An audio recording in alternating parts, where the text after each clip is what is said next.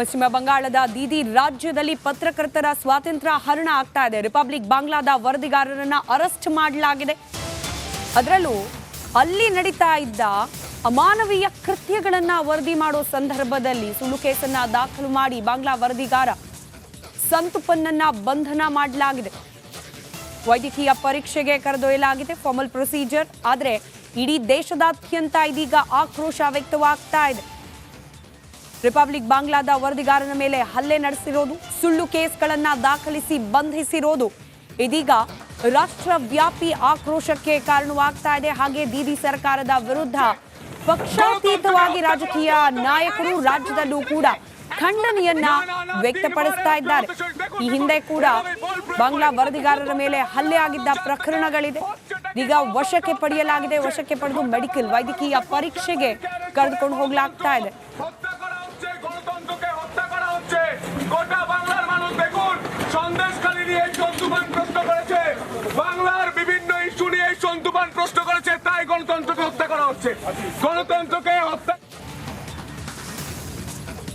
ಇನ್ನು ನಮ್ಮ republic ಬಾಂಗ್ಲಾದ reporter ಸಂತೋಪಾನ್ ಅವರನ್ನ ಬಂಧನ ವಿಚಾರಕ್ಕೆ ಸಂಬಂಧಪಟ್ಟಂತೆ ತುಳುನಾಡಲ್ಲೂ ಕೂಡ ಆಕ್ರೋಶ ಭುಗಿಲೇಳ್ತಾ ಇದೆ.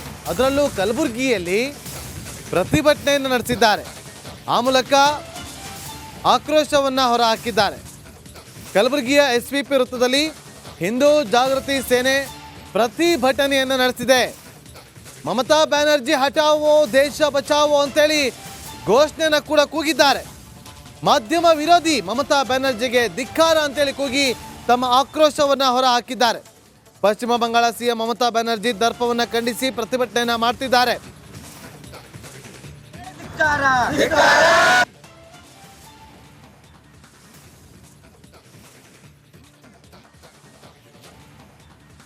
ಮಮತಾ ಬ್ಯಾನರ್ಜಿ ಸರ್ಕಾರಕ್ಕೆ ಹೇಳಿ ಧಿಕ್ಕಾರ,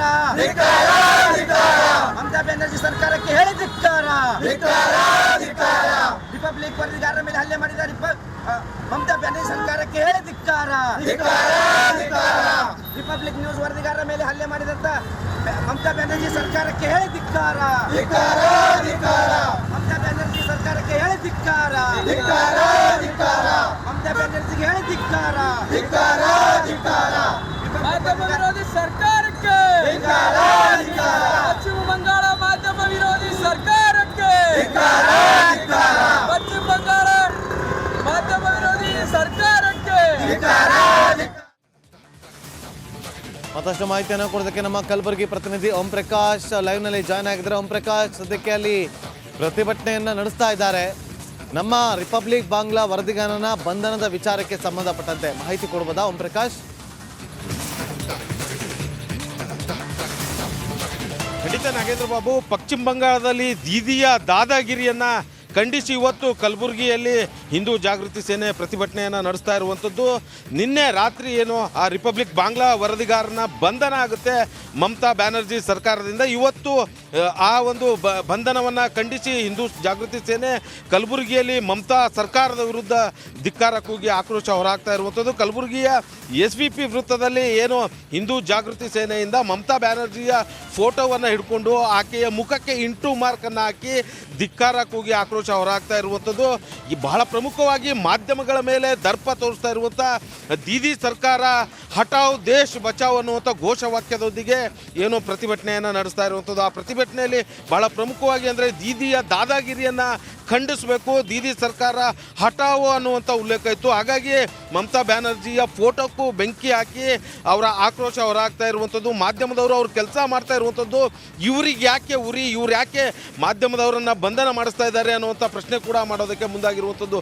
ಮಾಧ್ಯಮ ತನ್ನ ಕೆಲಸ ಮಾಡೋದಕ್ಕೆ ಬಿಡಬೇಕು. ಅದರಲ್ಲೂ ಕೂಡ ಬಹಳ ಪ್ರಮುಖವಾಗಿ ಹಿಂದೂ ಜಾಗೃತಿ ಸೇನೆ ರಾಷ್ಟ್ರೀಯವಾದಿ ಪತ್ರಕರ್ತರ ಒಂದು ತಂಡವನ್ನು ಕಟ್ಕೊಂಡು ಕೆಲಸ ಮಾಡ್ತಾ ಇರುವಂಥ ರಿಪಬ್ಲಿಕ್ ತಂಡದ ರಿಪಬ್ಲಿಕ್ ಬಾಂಗ್ಲಾ ವರದಿಗಾರನ ಬಂಧನ ಇದು ಸರಿಯಲ್ಲ, ತಕ್ಷಣ ರಾಷ್ಟ್ರಪತಿ ಆಳ್ವಿಕೆ ಇರಬೇಕು, ಮಮತಾ ಸರ್ಕಾರ ಅಲ್ಲಿಂದ ಹಟಾವು ಅನ್ನುವಂಥ ಘೋಷವಾಕ್ಯ ಇಟ್ಕೊಂಡು ಇವತ್ತು ಪ್ರತಿಭಟನೆ ಮಾಡ್ತಾ ಇರುವಂಥದ್ದು. ಹಾಗಾಗಿ ರಿಪಬ್ಲಿಕ್ ಬಾಂಗ್ಲಾ ವರದಿಗಾರನ ಬಂಧನ ಏನಾಗಿದೆ ಅದನ್ನು ಆದಷ್ಟು ಬೇಗ ಬಿಡುಗಡೆ ಮಾಡಬೇಕು.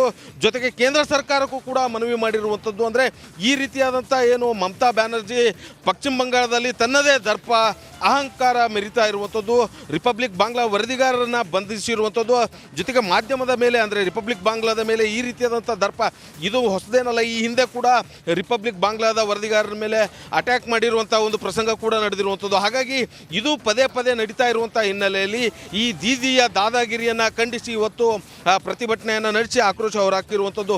SVP ವೃತ್ತದಲ್ಲಿ ಸಾಕಷ್ಟು ಜನ ಹಿಂದೂ ಜಾಗೃತಿ ಸೇನೆಯ ಕಾರ್ಯಕರ್ತರು ಎಲ್ಲರೂ ಕೂಡ ಸೇರಿದರು.